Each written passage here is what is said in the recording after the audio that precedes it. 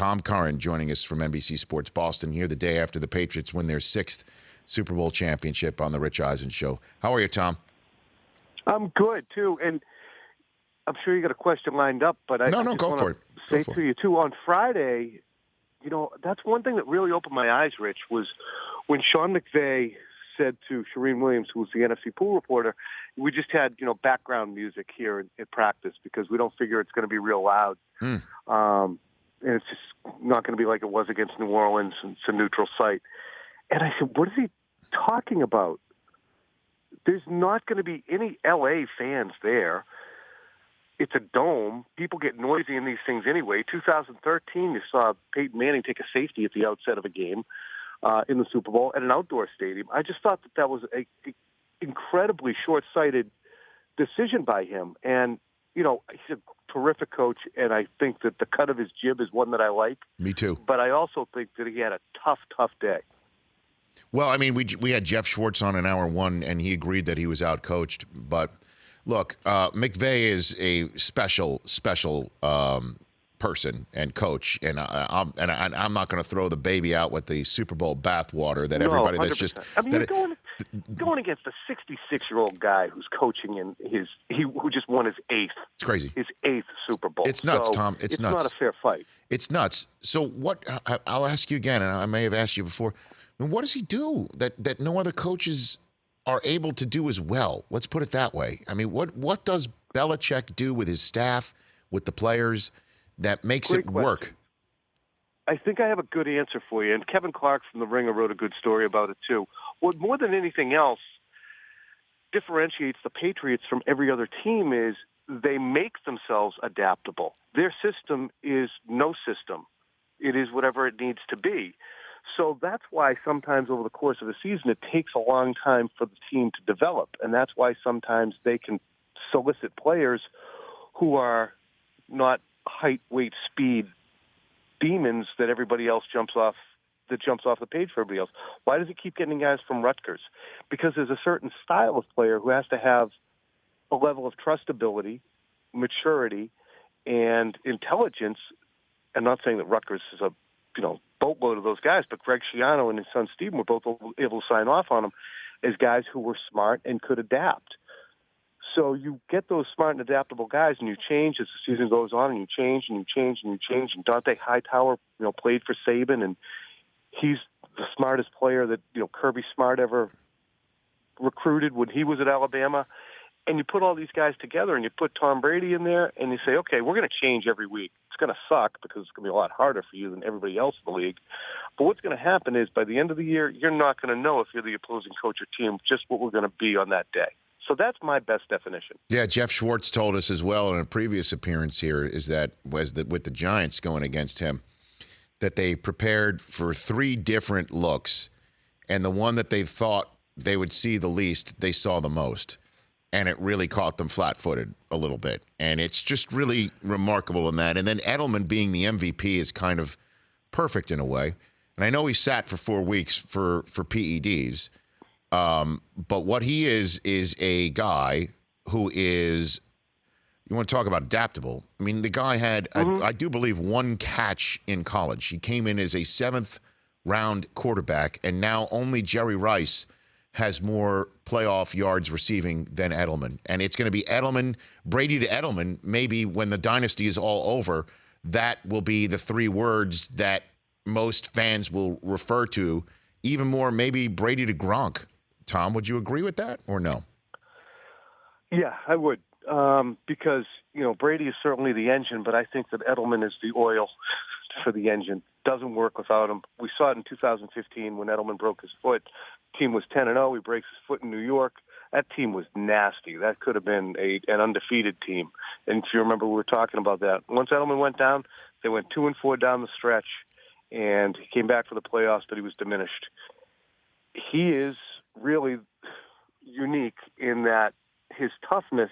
Welker was brilliant, and he was a tough player, but he wore down as the season went along because he wasn't quite as big as Edelman, who's not a big guy but is solidly built.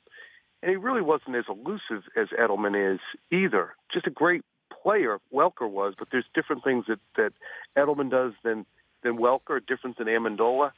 And I think that we still have a hard time the same way with Edelman that we did with Brady, or at least people nationally do. It's a system, it's a system, it's a system. Anyone could do it. Well, if anyone could do it, Rich, why doesn't everybody do it? It's like that old line, right, from League of Their Own. If it was easy, everyone would do it. Right. It's crazy, Tom. So let's turn the page here a little bit. Did Gronk just play his last game for New England? What do you think? I really feel like he did. I've talked to him a couple times in the last couple of weeks, and especially on Wednesday, I asked him about his enjoyment level in 2018, and he veered off and started talking about how, we in the media, especially locally, we put him on the couch every single week and say, what's the matter with Gronk? How's he feeling? And we would often weigh in and say, he doesn't seem like himself. He seems down. He goes, people don't understand how many collisions we take on Sunday and how much abuse we put ourselves through, and our brain doesn't want us to do that. And that mental part is the most difficult thing. I saw him in the locker room last night. He's got his shoulder pads and jersey still on. He's got his game pants off, so he's standing there in his underwear, and he's pressing on his thigh. And it was huge. And he goes, come here, look at this, touch this. So I'm like, okay, I'll touch. It was swollen, Rich, like twice the size of a normal large human's quad. And I said, so what's going to happen with that? He goes, it'll be black and blue and red tomorrow.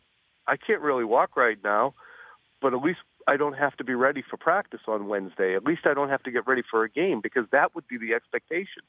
Okay, Rob, your thigh is swollen up to twice its normal size. What do you think you'll be able to do this week? I think that's really where it's gotten to him, buddy. And so, Brady, what happens with him here? Because it's his world. We're just paying rent, and I mean, he's got to feel great just because of, obviously, he's now won as many championships as Michael Jordan. I mean, that's the comparison that's being made today. Also, whatever might have been going on behind the scenes about Jimmy G and whatever quote that Ian O'Connor put in his book from an unnamed member of the staff from a couple years ago, basically intimating that Brady's a system quarterback. I mean, he just won as a 41-year-old guy. And then there's the photograph that we saw today from Getty Images of him holding up the Lombardi Trophy with the reflection of his daughter in his arms, who's now old enough to be able to remember these moments when Daddy won the Super Bowl. So he's just going to keep going here, one would think. What happens?